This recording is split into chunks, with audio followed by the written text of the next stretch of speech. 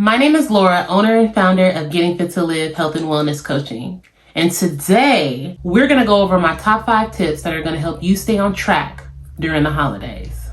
So if you're new here, welcome, and go ahead and hit that subscribe so that you make sure that you continue to receive some of the best tips and tools that you can utilize along your weight loss journey from someone who has actually been in your shoes. Grab your pen, grab your pad, open up your notes on your phone because we're going to go ahead and get to work. So without further ado, let's go ahead and dive into it. Now, number 1 on my list is going to be eat breakfast. So what does a good breakfast consist of? It can be an omelet with veggies and protein in it. It could be a nice smoothie with a bowl of oats. Okay, it could be a breakfast burrito, a nice wrap, a breakfast wrap. Or it could be eggs and some bacon. Anything that is going to be high in protein and high in fiber and provide you with the nutrients that you need for your day. Now, I can definitely understand if you're not a breakfast person. I get it 110%. And that is totally fine. I'm not saying force yourself, but when you do eat your first meal, I strongly suggest that it is high in protein and high in fiber. This is going to make sure that you are sustained, you are full, and less food focused. It definitely helps me when I make sure that I get me a little bit of something in prior, because then I'm not overthinking about all the food and snacking and things like that. So before you leave the house or before you get started and everything like that for your day, if you're the one that's going to be cooking, make sure you eat some breakfast. Don't skip it. Now, number 2 on my list is going to be start your day off with a light form of activity.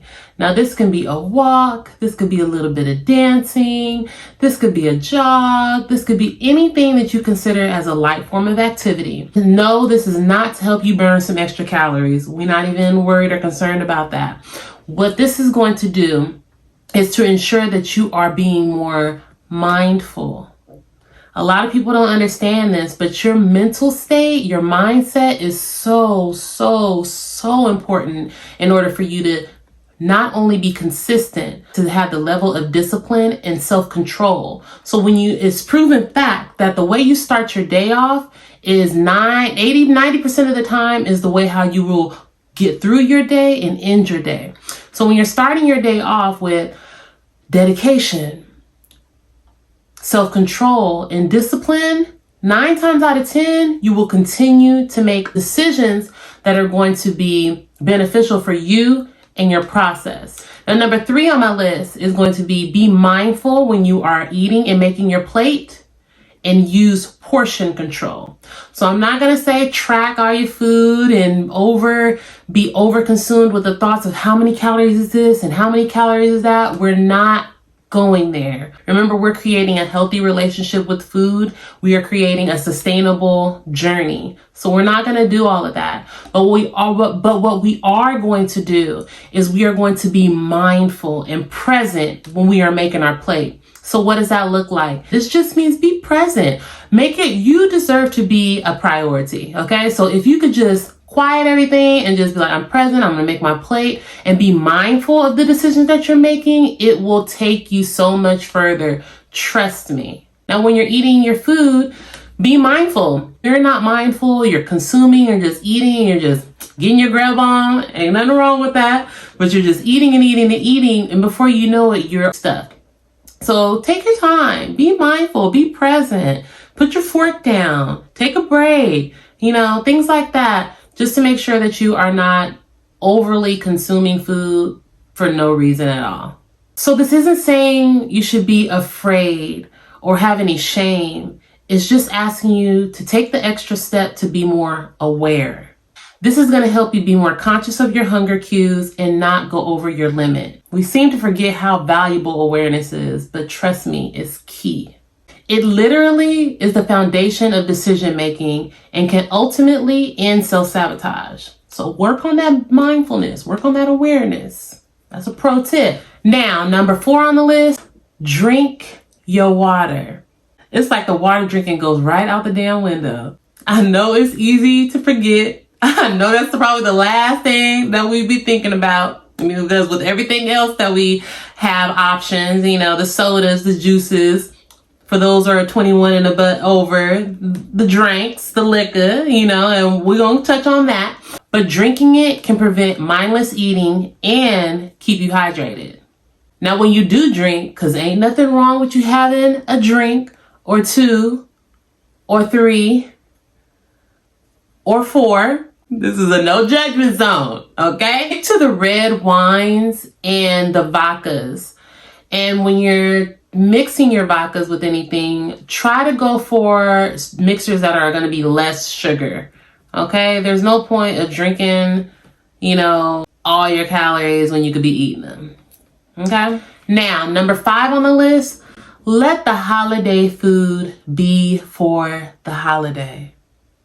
Now, I was raised in a family that we don't waste nothing, okay? Even to this extent of my loving grandmother, as beautiful and loving as she is, would make me sit there and finish my whole plate, even if I was full. And that did affect my relationship with food, if I'm going to be totally honest, but that's for another video. So anyway, I'm not saying throw the food out by any means, okay? We're not wasting it.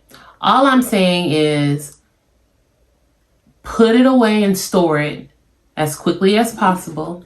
Send it with other family so they can have, take the food out of the home or feed the homeless with it, okay? And if you are the individual who is visiting the family, don't take no plates home with you. Okay? You can even reinvent some of the proteins or the meats into soups and things like that. That's even an option, or salads or wraps or, and things like that. Some other options for you. But let the holiday dinner just be for the 3, 4, 5 days of eating Christmas and Thanksgiving dinners is not a good look. Okay, it just isn't. It's not good for you, and it can interfere with your process. Okay, so let the holiday food just be for the holiday, and the bonus will explain why that's important. Now, if you're still here, make sure you smash that like button, and also jump in the comments and let me know what your favorite dish is for the holidays. Mine is mac and cheese. Can't even lie. Mac and cheese. So for the bonus, enjoy yourself and have fun, because that one day is not going to ruin your journey. It's what you decide to do the other 354 days that matter the most. Well, give or take. The point is, this is a process. It's a lifestyle. And even having the tips that I just gave in this video on top of the 5 to 6 videos that you watched before or after this one will not change what's preventing you from succeeding the other 354 days. So if this is a regular issue for you and you find yourself watching these videos every single year or every single holiday, it's time to let go of the quick fix and get to the root, so you can get to the real reasons of why you are struggling with making yourself a priority. Anyway, I love you guys. As always, if you need me or you are interested in any of my services, make sure you check in the description. I'll have all my information there. Don't forget, I have a support group. So if you're new and you don't know anything about me, check it out. Just check it out. Okay. You won't be disappointed. And I'll see you guys next week.